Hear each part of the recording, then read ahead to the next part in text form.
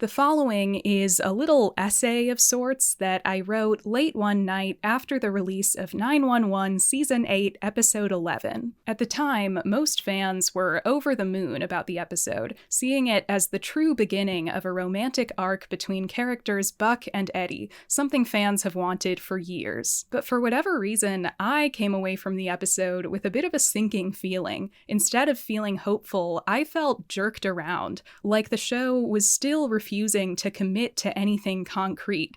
But ultimately, I pushed this feeling down and strapped in for the rest of the season with renewed vigor. However, I've just finished watching the Season 8 finale, and what do you know, the Buddie storyline was not resolved. Now, of course, more may well happen in the already confirmed upcoming season, but I and many others are now really starting to feel a little jerked around, maybe even a little queerbaited. And sitting in that feeling, I've been reminded of this weird stream of consciousness thing I wrote a couple months ago. It's very depressing, and it doesn't even fully represent all of my feelings on the matter, but I thought maybe it would be worth sharing as we all marinate in the question of whether or not we've been had. So, without further ado, my queerbait depression manifesto. Oh, Lord! Do we have the strength to carry on this mighty task in one night? Or are we just jerking off? Laments the doddering preacher in Mel Brooks's Blazing Saddles. It's not that Blazing Saddles is a lot like 911. In fact, it's arguable that they share almost no similarities. Still, at the conclusion of Thursday night's episode, Season 8, Episode 11, Holy Mother of God, I found myself unable to shake this half-remembered line from a screwball western I first saw and practically memorized as a hopelessly depressed 10th grader. Many things remind me of the 10th grade lately. Isolation, getting a stupid part-time job where I cover my hair and sling overpriced food, and emotionally investing so thoroughly in an okay-at-best TV show that I think I might die. It's been years. Some people I knew then have babies now. I decay in my parents' house. I'll cut to the chase. There are these two giant men on ABC's 911, Buck and Eddie. They're firefighters, and everyone wants them to kiss. All signs have been pointing to it finally transpiring. Then again, that's what we said last season, and the season before that, and the season... We've told ourselves over and over again that this time won't be like the last time, that our child hearts that were broken by Sherlock or Teen Wolf or Supernatural or whatever other stupid schlock we convinced ourselves was secretly masterful auteurship won't be broken again. But friends, Romans, countrymen, at a certain point, one must ask oneself, are they just fucking with us? Are we being played like a fiddle once again? Like a Game Boy? Like an old school set of jarts? The needle-sharp kind, the blood dry and discolored, but never cleaned? Is some bald guy that I always assumed was gay, but by all accounts is allegedly actually straight, just stringing us along?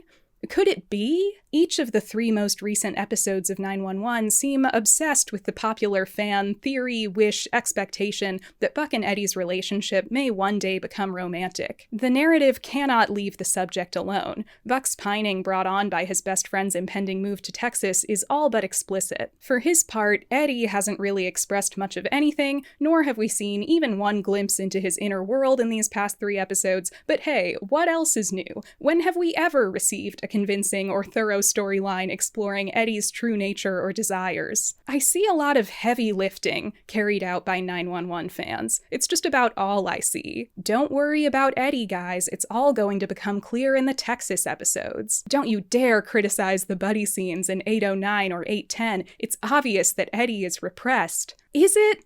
Is it obvious? Or is that what we've made true? Is that us? If those are the show's intentions, I'll believe it when I see it. Then there's 811. Buck's obsession with Eddie is constant, overbearing to the point of annoyance in practically every relationship in his life. He insists on staying at his sister's house instead of Eddie's. He exhausts Ravi with his constant Eddie talk. He coldly rejects his stoic...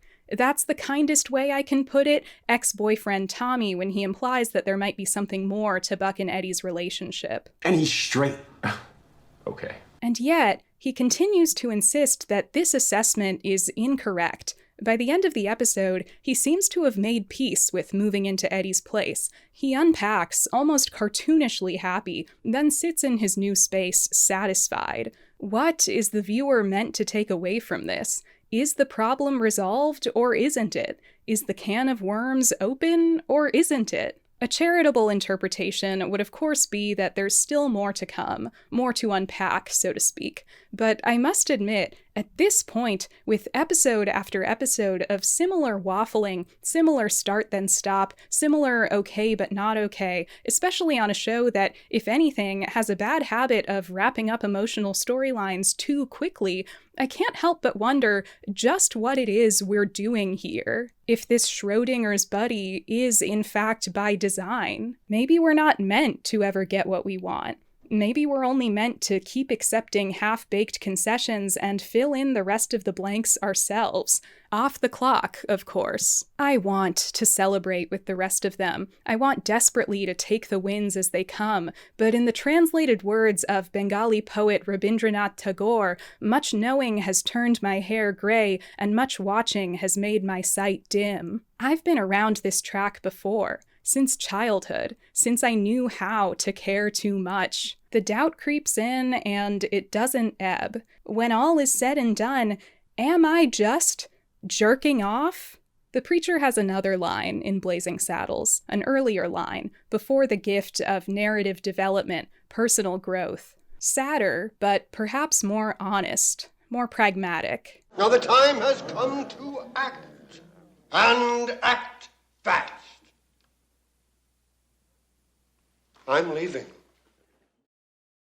So there you have it. That's what I wrote back in March. I know some things in it have become obsolete by now, and of course there are some events that happened later in the season that it doesn't address, but there are some things I like about it, intellectually and aesthetically. Tune in to my 911 recap podcast if you'd like to reminisce about the good old days of the show over this long hiatus. And I'll probably make a full video on Season 8 at some point in the future. That's always been my plan. Full disclosure, I will still be watching 911 Season 9, and frankly, I will probably never close on Buddie, but still, Tim Minear, just know this. Nobody, and I mean nobody, is going to watch your stupid Nashville spinoff.